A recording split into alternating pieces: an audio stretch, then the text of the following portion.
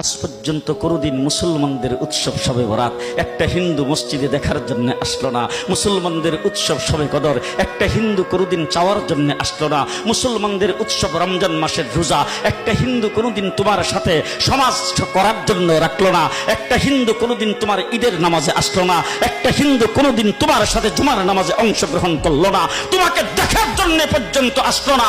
তার কারণ হলো হিন্দুরা মনে করে এটা মুসলমানের উৎসব, আর তুমি মুসলমান হইয়া হিন্দুর দুর্গা পূজায় কিভাবে গেলা?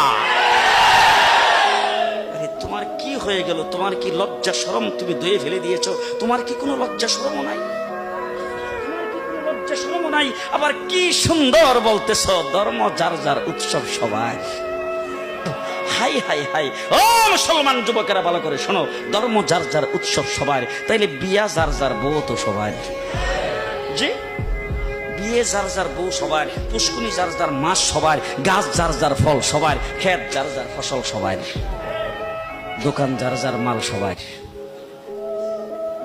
এখন ঘুমাইছে কি কথা বলেন না কেন? তাহলে আমার দোকানের মাল যদি আমার হয়, আমার ক্ষেতের ফসল যদি আমার হয়, আমার গাছের ফল যদি আমার হয়, আমার গাছের নারিকেল যদি আমার হয়, আমি বিয়ে করলে বউ যদি আমার হয়, মুসলমান আমার পুষ্কুনির মাস যদি আমার হয়, তাইলে ধর্ম যার উৎসব তার।